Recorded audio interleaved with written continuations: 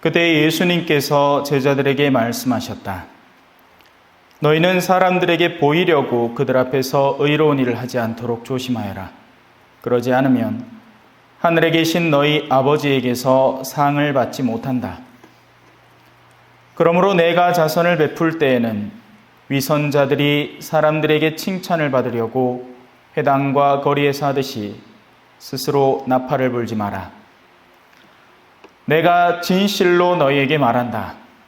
그들은 자기들이 받을 상을 이미 받았다. 내가 자선을 베풀 때에는 오른손이 하는 일을 왼손이 모르게 하여라. 그렇게 하여 너의 자선을 숨겨두어라. 그러면 숨은 일도 보시는 너의 아버지께서 너에게 갚아주실 것이다. 너희는 기도할 때 위선자들처럼 해서는 안 된다. 그들은 사람들에게 드러내 보이려고 회당과 한길 모퉁이에 서서 기도하기를 좋아한다. 내가 진실로 너희에게 말한다. 그들은 자기들이 받을 상을 이미 받았다. 너는 기도할 때 골방에 들어가 문을 닫은 다음 숨어 계신 너의 아버지께 기도하여라. 그러면 숨은 일도 보시는 너의 아버지께서 너에게 갚아주실 것이다. 너희는 단식할 때에 위선자들처럼 침통한 표정을 짓지 마라. 그들은 단식한다는 것을 사람들에게 드러내 보이려고 얼굴을 찌푸린다. 내가 진실로 너희에게 말한다. 그들은 자기들이 받을 상을 이미 받았다. 너는 단식할 때 머리에 기름을 바르고 얼굴을 씻어라.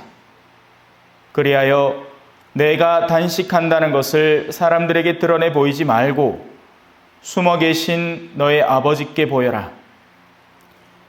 그러면 숨은 일도 보시는 너의 아버지께서 너에게 갚아주실 것이다. 주님의 말씀입니다.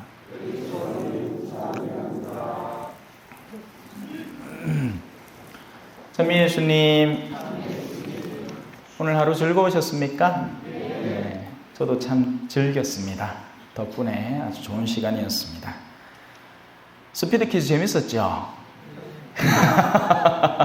근데 그 가운데에서 우리가 힘들었던 이유는 숨겨진 것을 내비쳐야 할 때, 우리가 눈에 뻔히 보이는 거면, 예를 들어서 만약에 그 문제 중에 하나가 십자가였다 하면 그 옆에 달려있는 거 저거 가르치면 끝나는 거 아닙니까? 그죠? 그래서 신부님 나오자마자 전부 다 그러면 문제가 너무 쉬워지죠. 하지만 숨은 영역일수록 그것을 드러내고 이해하고 깨닫는 게 훨씬 더 어려워지는 법입니다. 그런데 하느님은 바로 이 숨은 영역을 보시는 분입니다. 우리는 겉으로 드러나는 삶을 살고 있지만 사실은 그 삶의 이면에는 숨겨진 영역들이 저마다 있습니다. 그리고 그 숨겨진 영역은 두 가지로 갈라지는데요. 하나는 이렇습니다. 자신의 개인적인 영달과 이득을 교묘하게 겉으로 꾸며서 자신이 그렇지 않은 사람인 양 드러내는 사람의 부류입니다. 적지 않은 부류가 이렇게 살아갑니다. 그래서 오늘 복음에서도 그런 부류의 사람을 경계하라고, 너희는 그렇게 되지 말라고 가르치죠. 반대는 거룩한 뜻을 품고 있으면서 범인으로, 평범해 보이는 사람으로 살아가려고 애쓰는 이들입니다.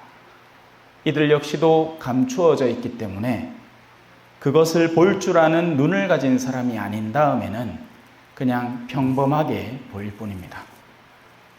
저마다의 내면에서 이루어지는 싸움은 그 누구도 쉽사리 알 수 없는 법이죠. 여러분들 중에 제가 누구를 돕고 있고 어떻게 돕고 있는지 생각도 못하죠. 나중에 죽을 때 되면 다 알려질 겁니다. 그죠? 자, 오늘 독서를 봅시다. 독특한 부분이 하나 나옵니다. 일단 복음에서 숨어 계신 하느님의 시선, 그러니까 숨은 것을 보시는 하느님의 시선에 대한 이야기를 전개하기에 앞서 오늘 일독서는 엘리야가 마지막 세상을 떠나면서 엘리사에게 예언직을 전달해 가는 과정을 가리키는데, 엘리야가 묻죠. 혹시나 원하는 게 있으면 지금 얘기해라. 줄 수 있는 것이면 주마. 겉옷이면 겉옷을 줄 것이고, 혹시나 내가 가진 것 중에 너에게 줄 수 있는 것이면 무엇을 청하든지 주겠다. 엘리사는 무엇을 청했을까요? 기억하실지 모르겠습니다. 방금 들었으니까요. 이렇게 얘기했습니다.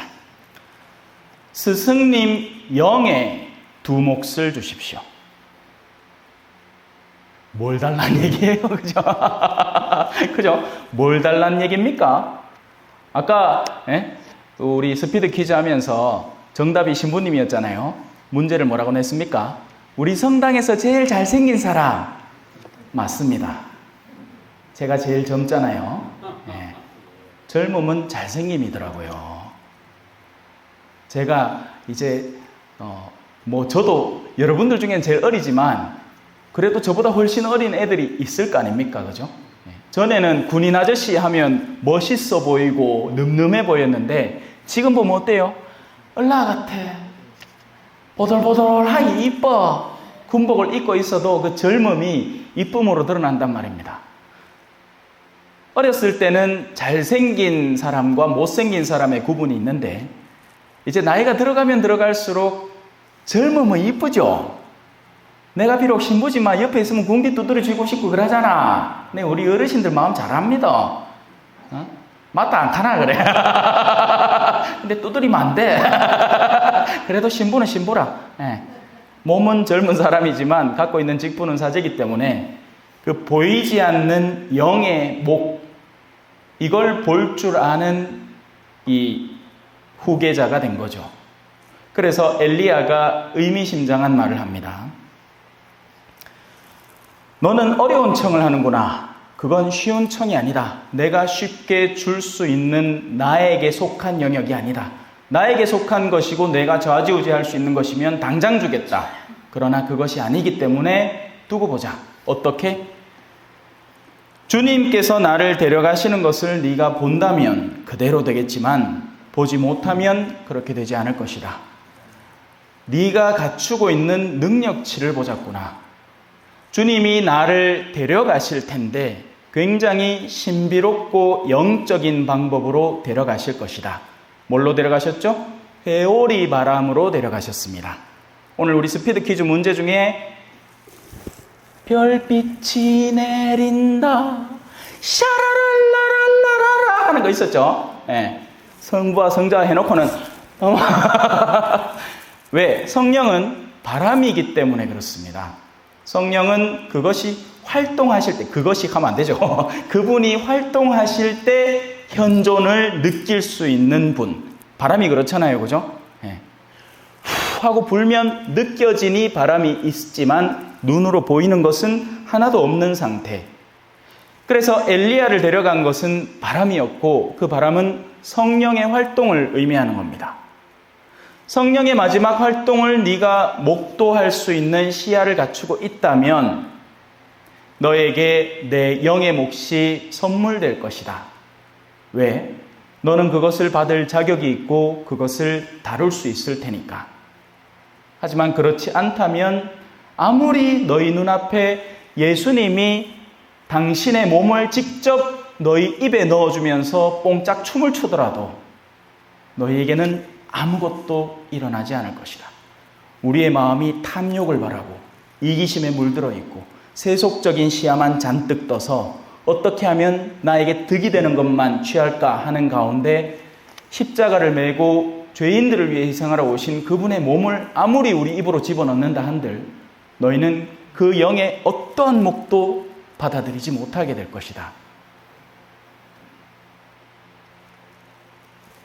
다행히 엘리사는 엘리야가 떠나는 모습을 목격합니다. 물론 구약은 이미지를 통해서 영적인 것을 서술해내는 책이라서 그냥 이야기만 들으면 황당합니다. 무슨 불마차가 왔다느니, 회오리 바람이 사람을 실어 날랐다느니. 근데 그 말의 의미는 바로 성령께서 엘리야의 영을 데리고 갔다는 것이겠죠.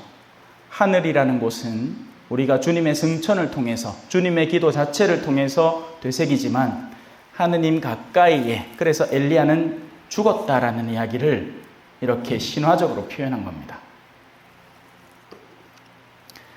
자, 이제 엘리사가 엘리야의 영의 몫을 받았을까 안 받았을까 미지의 상태에 놓여 있습니다. 그걸 어떻게 아느냐? 엘리야에게 마침 떨어져 있던 겉옷이 있었습니다. 엘리야의 유품이죠. 하지만 그것을 통해서 그 어떤 것도 증명되지 않습니다. 그러나 엘리야에게서 떨어진 겉옷을 잡아서 강물을 치기 시작합니다. 물이 갈라집니까? 물이 갈라지던가요? 예? 부부싸움은 뭐다? 칼로 물베기. 그 말은 뭐예요? 안 갈라진다 이 말입니다. 그죠? 백날 부부싸움 해봐야 철떡같이 붙어있더란 말이라 해봐도 소용없다는 소리입니다. 근데 요즘은 좀 다르죠. 툭하면 이혼합니다. 예. 세대가 많이 달라졌어요. 하지만 원래는 물이라는 것은 갈라지지 않는 불가능의 영역을 다루고 있는 겁니다. 그래서 거룩함을 시험하기에 적절한 영역이 되는 거죠. 하느님께는 뭐다? 불가능이 있다 없다? 없다. 물이라는 것은 혼돈을 의미하기도 하고 또 물이라는 것은 세례의 물을 의미하기도 하는 겁니다. 우리는 여러 가지를 통해서 물을 마주하고 그 물에 담겨있는 의미를 되새길 수 있습니다. 하지만 지금 이 자리에서 물이라는 것은 불가능한 일을 가능케 하는 엘리야의 능력의 힘이 엘리사에게 전달되었다는 것을 의미하는 겁니다. 성령께서 한 인간 영혼에 내리면요, 그 전까지는 불가능해 보일 것 같은 일이 실제로 일어납니다. 저런 인간이 성당 댕긴다고 뭐가 바뀌겠어? 안 바뀌! 인간은 잘 안 바뀌더라고. 근데 어느 순간인가 그 사람이 변화된 모습으로 성전에 나오기 시작합니다. 전에는 절대로 불가능할 것만 같았던 일들이 현실이 되어 오는 겁니다.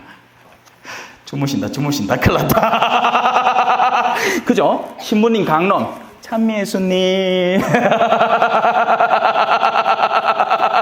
얼마나 말을 질게 하는도. 에? 참말로. 그만할게요. 그래요. 여러분들 내면 속에도 여러 가지 숨은 일들이 있을 것이고 그 숨은 일들은 겉으로는 드러나지 않습니다. 모쪼록 거룩한 지향을 가지시고 그 거룩한 지향을 성령의 활동, 눈에 보이는 그것이 실제로 일어날 때에 느껴지는 활동으로 바꾸어 나가면서 살아가시기를 바라겠습니다. 아멘.